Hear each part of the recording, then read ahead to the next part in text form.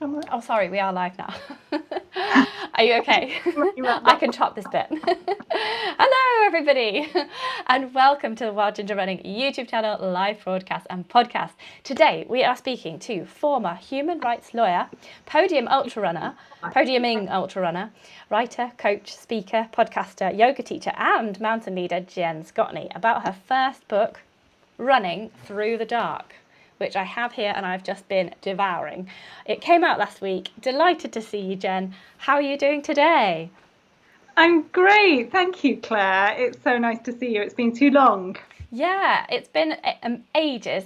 Jen and husband Marcus took over my channel when I had a little bit of mat leave back in 2021, and that was very kind of you both. So we've got loads of questions for you today about this amazingly written book and also some advice around how we can be a more resilient runner like you. But first we just need to do a little bit of a shout out to the sponsors of the broadcast and the podcast, NAC Sports Nutrition. So I've been using their new chocolate and maple syrup gels to give me the energy I need for my new weekly strength and conditioning sessions, which I have been dedicatedly doing.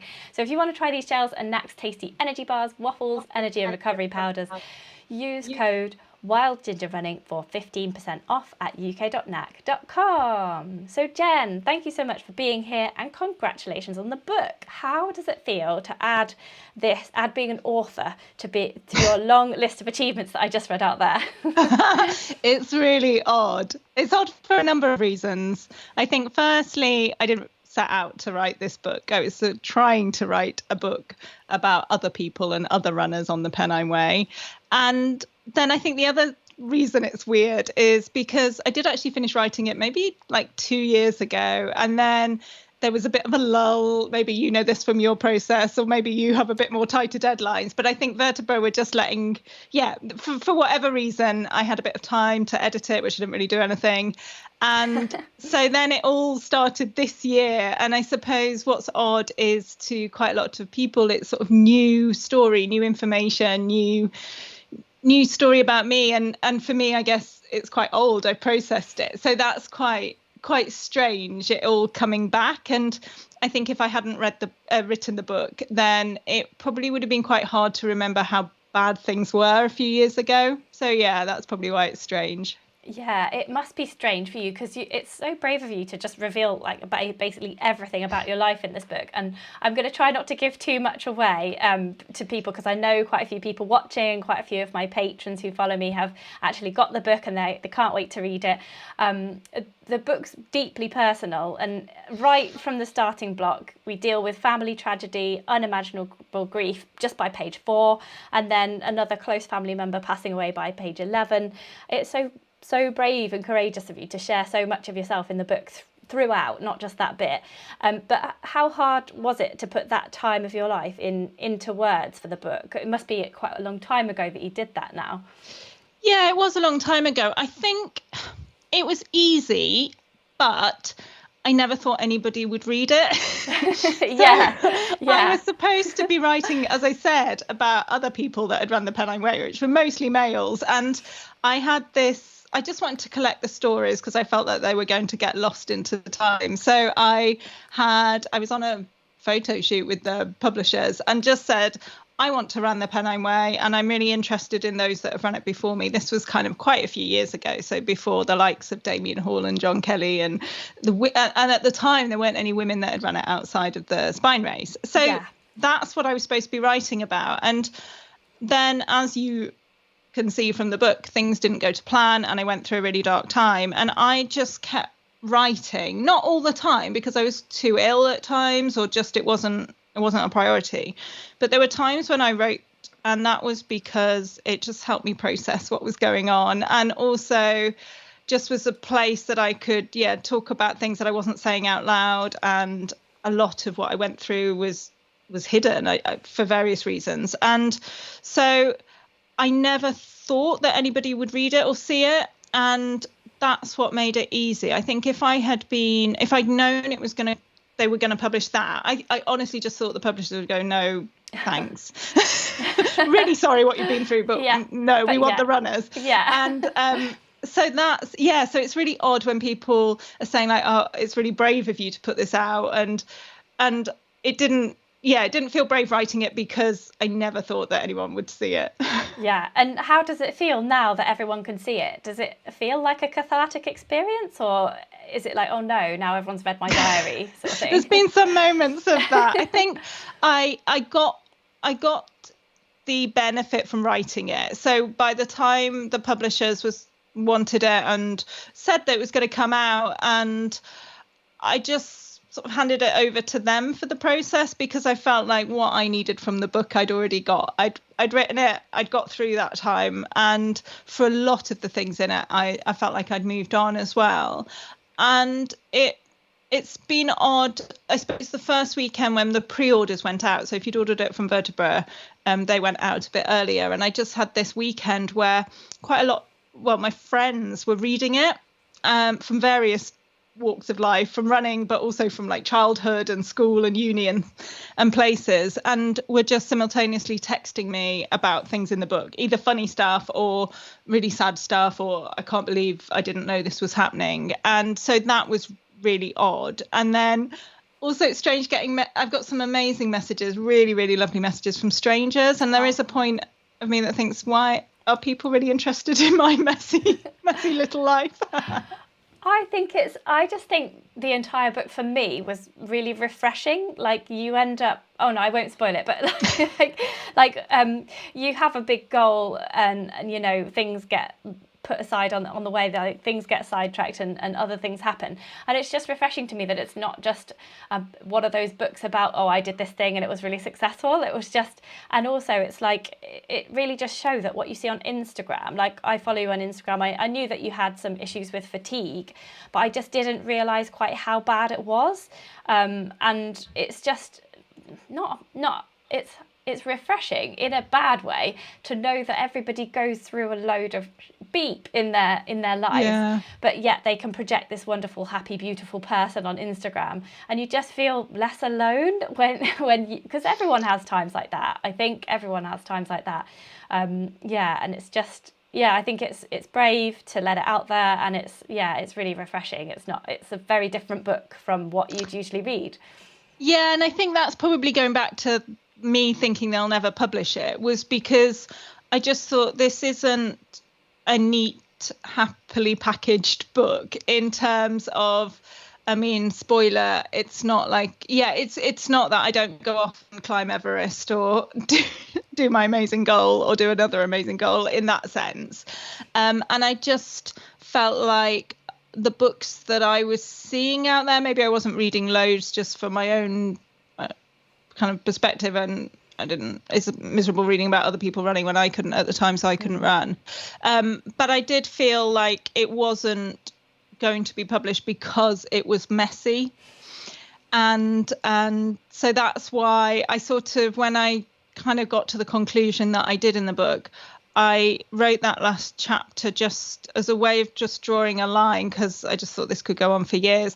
And I pressed send on that first draft to the publisher and also to Marcus. I thought he better read it.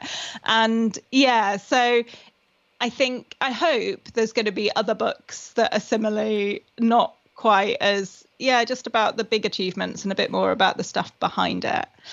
And in terms of Instagram, it really is just the highlights. And I don't feel like I went out to deliberately deceive anybody about my life. But at a lot of the time when I was really ill, I'd left my legal career and I was trying to hold down a job and just look normal.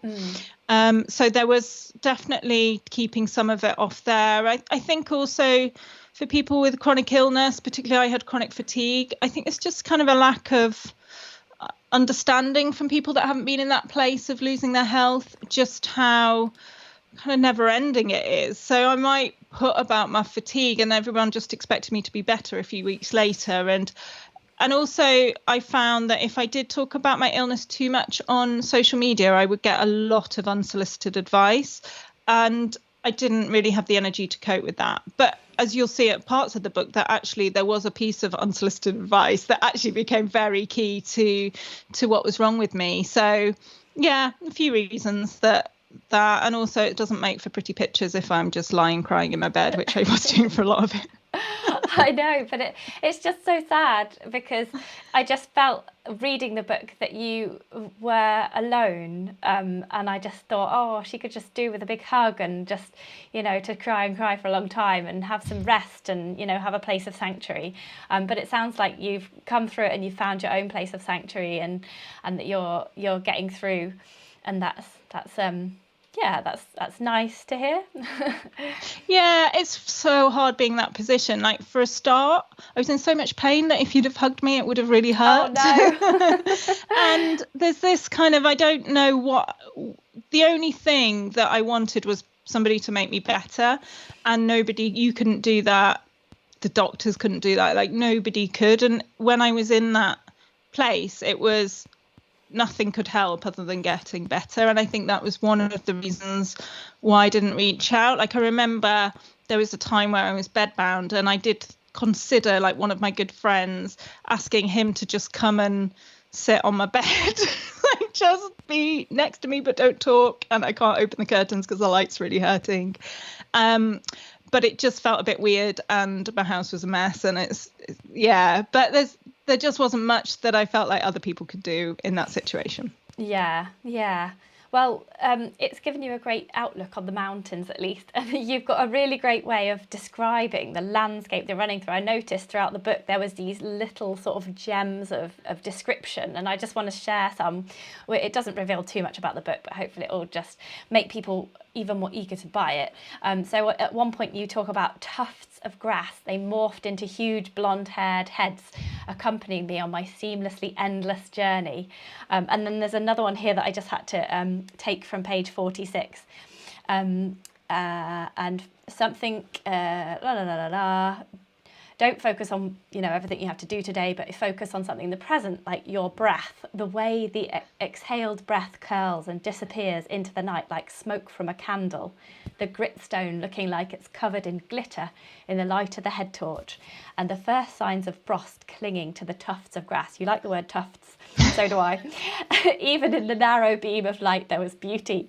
So I noticed it and I made a commitment. If my mind was worrying about the future, I would return it to the present moment and to that beauty before me.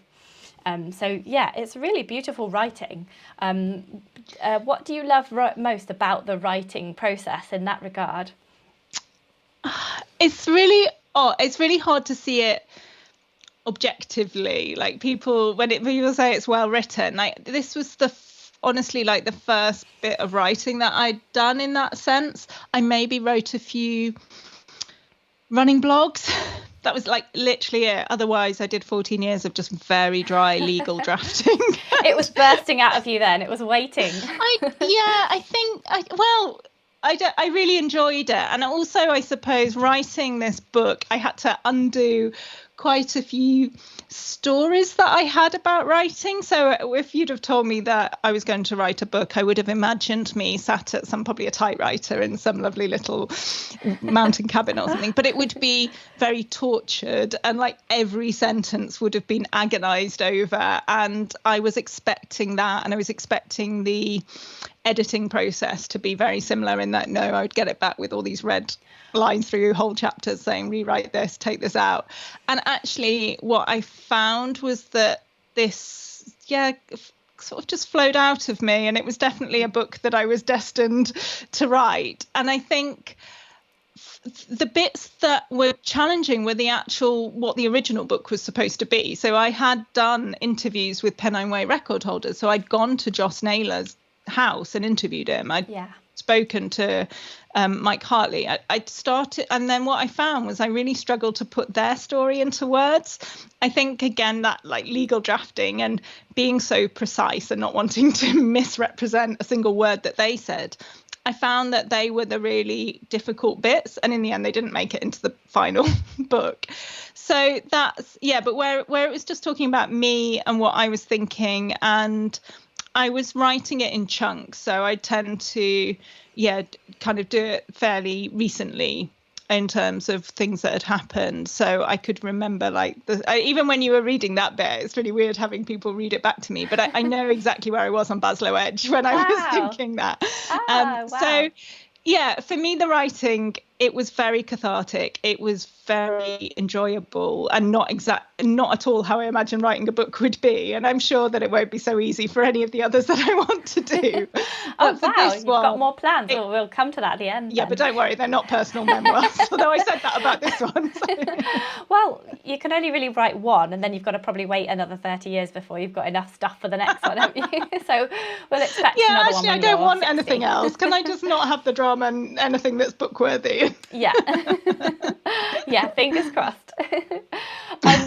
And it says on the front cover as well, like if people are flicking through this at a bookshop and they'll read this sort of insert in the front cover about the book, and it says that this is a story about resilience, about never giving up and battling through the night and always believing that there will be a new dawn.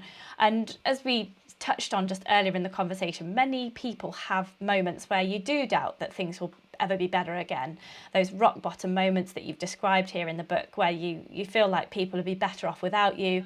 And when you're in those moments, how have you found the resilience to keep going and to trust that that dawn will come? Yeah, I think looking back, when I kind of got through this period, I felt that I wasn't resilient. You obviously were, though. Well, because you're still here. Yeah, I spent a lot. This is a spoiler for the book. I spent a lot of time just crying on the sofa. But you need to get stuff out. You have to. If your body's telling you to rest and if your body's telling you to cry, you must obey. Otherwise, well, I certainly you can't did just that. press it down forever. Yeah, and I think so. I felt like I wasn't resilient, and then I thought when I was kind of getting bad news after bad news, I was like, okay, I can't keep crying on the sofa. I need to find a way to be resilient. And that's how I started my podcast, the Resilience Rising podcast, because I thought I'm going to speak to all these experts and I'm going to get this lovely little formula of how to be resilient. And then I won't be crying and nothing bad will happen because it will just kind of waft off me. Yeah, you'll be so resilient. You'll just be walking through war zones, just going da-da, peace and love, everybody. Turns out that's not actually going to happen, and bad things are going to happen. I thought you were going to give us a top 3 tips there. And I think so. I look back and realize that the feeling it and the messiness and the sobbing bits are part of the resilience. It's still that process, and that we don't just want this sort of toxic positivity of, as soon as something bad happens that we look for that silver lining. We don't have to do that, because I could never do that. And so in terms of that, like, I do have compassion for her in the book. Feels quite long ago, like it was somebody else. Yeah. But in terms of getting through, I mean, from the extreme moments when I was in that chronic illness, that like I just felt like my body was shutting down, I was going to die, and nobody cared, nobody was doing anything, nobody could help me. My world just shrunk to kind of minutes. Just get through the next minute, just keep there, keep with it. And so that's really, I guess, a bit like ultra marathons. Not, I don't really feel like ultra marathons are my big test of resilience, because I chose to do them and they were a lot of fun. But that sort of just break it down to the next tree, the next minute, the next hour, whatever it is that feels a bit more manageable. That's definitely something that I've used throughout that illness and throughout life with struggles. Just kind of stop stressing about what's going to happen in a year. Let's just focus on now. So yeah, that would probably be how I got through it. And I think, I talk a little bit about connection in the book. I know that in those really dark periods, I was alone, or I felt alone. Not that I was, maybe I felt alone. I felt like there wasn't anybody who could understand or help me. But there's definitely been times where I've really leaned into people, whether that's people that have had shared experiences, like similar to kind of injuries and health problems that I've had, or just, I think connection was a big one that came out of the book. And again, when I went into looking at resilience, I had this picture that it was just very me. I need to be strong. I don't need to rely on others. And that's been so refreshing to find this sort of shared resilience that we can all help each other. And that's strength, not a weakness. Yes, yeah, definitely. You've sort of outlined it there, but I was wondering what the word resilience means to you. Like, what is it even? Like, we talk about it a lot, but like, what does it mean to have resilience to you? I mean, basically, I started a podcast, and that's the first question I ask. What's resilience? Yeah. What does it mean to you? And the more I asked that question, the more complex it seemed to be. But for me, it's really just how we get through tough times, how we keep moving forward in tough times. And particularly what I'm interested in when I start talking about resilience are the times that we haven't chosen. So sorry, not your 100-mile ultramarathons, but the tough times that we don't choose. So, yeah, and I think as I go through looking at resilience, I kind of feel like I'm not getting loads of value so much from that question in terms of what is resilience, but more about what does it look like in terms of, some people are calling it like a collection of skills, or it's like a toolbox. And so I think that works really well. So I can look at all these elements of resilience. So, for example, going back to me sobbing on the sofa, one of the big questions that I had was, why some days can I cope okay, like things are all right, and then sometimes some days I will, just get one letter of some bill that I'd forgotten about or something like that, and I crumple. And I was looking for this big secret of resilience, but actually the first thing I do now is like, have you slept? Have you eaten well? Have you drunk enough water? Like, these are all elements that help me be resilient, as well as the bigger stuff.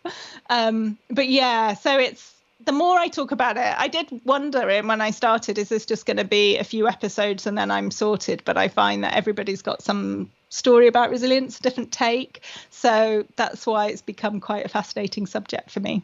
That is really magical, the idea that resilience can come through many forms, and you just need to listen to lots of different people, and maybe you'll pick out the odd bit that applies to your life, and gradually build up your own sense of what it means to you and how it looks like for you. And you mentioned there about ultra running, like not being part of resilience because they're things you signed up to do. And but do you think that ultra running can sort of train you a bit for resilience in other areas of your life? Yeah, I feel I'm quite harsh about it now, aren't I? Because I sometimes get people asking to be on my podcast and talk about their races, and I'm like, yeah, sorry, that's not enough. No, we're talking about mental resilience. I mean, I just think that if the toughest time you've been through is running along a path on a race, then you're doing really well. You've got a good life. I know. I'm really harsh about ultras in that sense as well. I'm like, well, you decided to be here. Like, yes, it hurts, but you can stop at any time. Like, exactly. It's just, you can get off. You can walk away, and the only thing that's going to be damaged is your pride and maybe a bit of your bank balance, because they're quite expensive to do. Very expensive these days. I think, there is definitely a lot of people are saying on the podcast, and I possibly go along with it, that putting yourself forward for something that might be a bit out of your comfort zone is quite good training for then being okay with being uncomfortable in stuff that you haven't chosen. So I can kind of see that.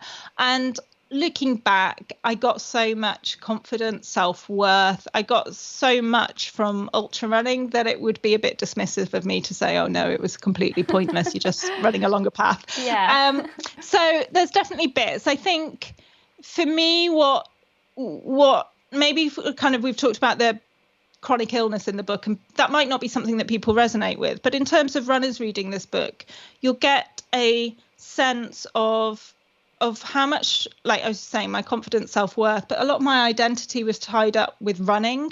I made it into a career, and all my friends, my social life, like my holidays were like, oh, where can we run and recce? I was racing all over. And I can completely identify with that. Yeah. And then when that's taken away overnight, what's left? And that's quite fragile. So I think in terms of, yes, it helped with resilience, but also I think there's a danger of it just being too much focus, too much of a coping for everything else, too much identity and external validation tied up in it. And then that kind of led to me not being so resilient when that got taken away. I can see how that goes. Runners do, like, I find that a lot of ultra runners as well, a lot of people are coming out with a lot of past trauma and using ultra running as a way of coping with past trauma, and things like that. And yeah, imagine if that's suddenly your coping mechanism is taken away from you. So yeah, I do. Yes, I resonate with that. I feel like you've also touched on it as well, Claire, like maybe when you took time out when you were having your baby and then coming back in, I think I remember you kind of questioning where it sat with you and your identity and how that had changed. Yeah, that's exactly what I was talking about just then. I didn't want to bring up the having of the baby because I know that you have not had children, and I didn't want to make you like have any sort of grief about that, because that was something that I chose to do as well. So. Yeah, but I think that it's still the same feelings and the same thing that we're talking about, whether it's because of something that you chose or something that happened to you that you didn't choose. It's still something that we can all maybe talk about a bit more. And I feel like in terms of like social media or the media for running, there's so much focus on the achievement and the big records and the big goals and how fast everybody is, that I think sometimes these conversations can get a bit lost. So hopefully, well, I've definitely had messages from people that have read the book where these sort of themes resonate, and it doesn't mean that you've got a career-ending injury, but even if you're just out for 6 weeks or 6 months, that can be really difficult to cope with. And so, yeah, I'm hoping it's kind of universal for us talking about these themes. Yeah, I totally get that. Like, I used to interview all the people who had won things, like all the time. Like, oh, you've won this, you've won that. Oh, I must get Courtney DeWalter to come on. She's won this thing. And now, since I've had Finley, and I actually came last, and then I was coming last in a race, and then I DNF'd that race.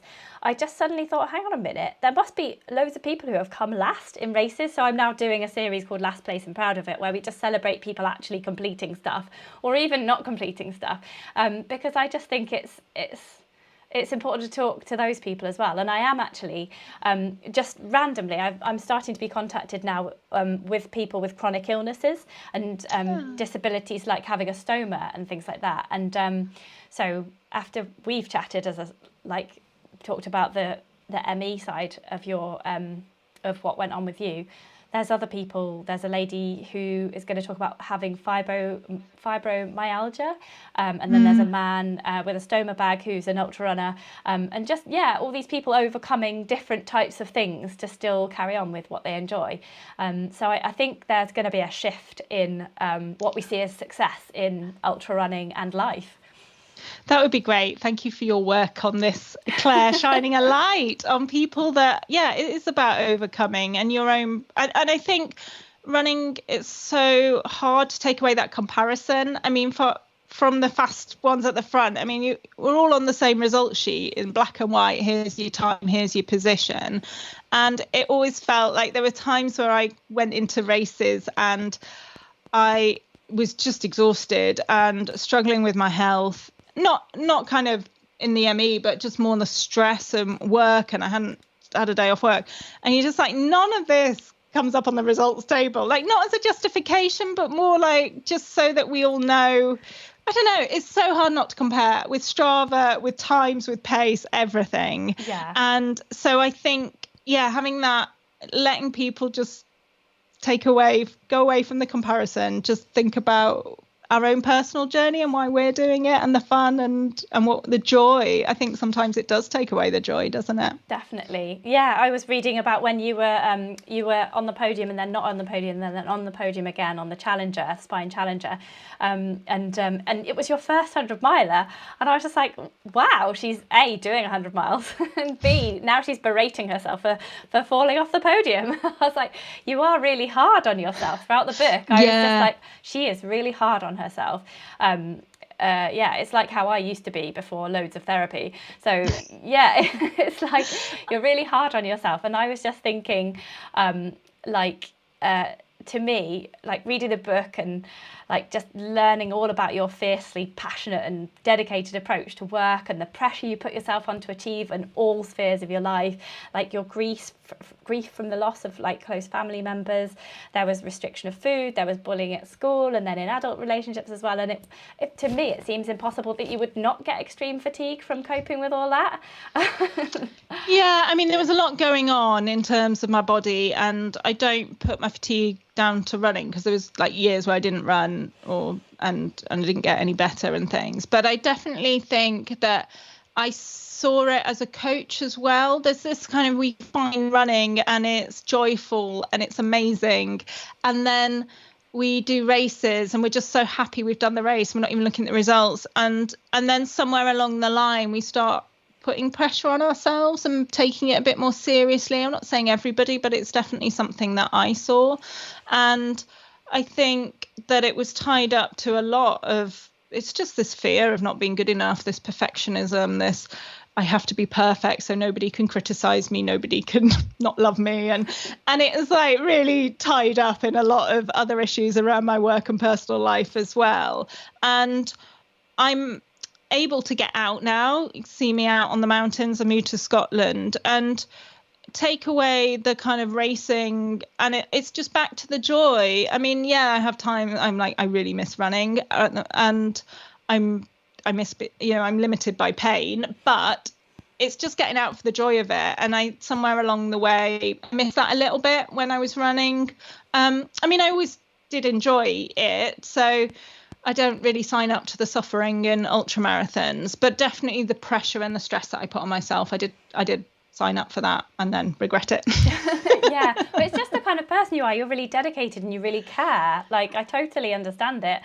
But yeah, you are just so hard on yourself. And I was like, stop being so hard on yourself, Jen. I know. I was like that when I had to read the audiobook. Yeah. And so you had a knee replacement in January last year, 2023. Is that right? Yeah, and I've had the second one in February this year. In February this year. Okay, brilliant. And so I've seen some nice photos of you on Instagram out in the mountains. How is that going? Is it giving you a new lease of life? Yes, it has. And I am not lying on Instagram, like I am getting out. And like I just said, it's not pain-free, and the surgeon kind of made a deal that he'd put them in as long as I didn't run again. So that was Seriously? but I didn't really have a choice because I couldn't walk, like I was so limited with pain. It's not, I suppose I talk a lot about missing running, but actually it's about living with pain, and I haven't moved pain-free for years and years. Like, I can't remember what it's like to just walk down a hill without thinking about pain and managing pain. Yeah. So it's been a huge part of my life, but I am really grateful to, the surgeon and my knee replacements, and I'm getting out. I've just joined the local mountain rescue team, which has been really good to kind of give me a focus for the fitness and hill skills, and that's been great to have something new in my life. Yeah, that looks amazing. And so do you have a certain length of time to train with them, and then you're sort of called at all hours of the night to help people?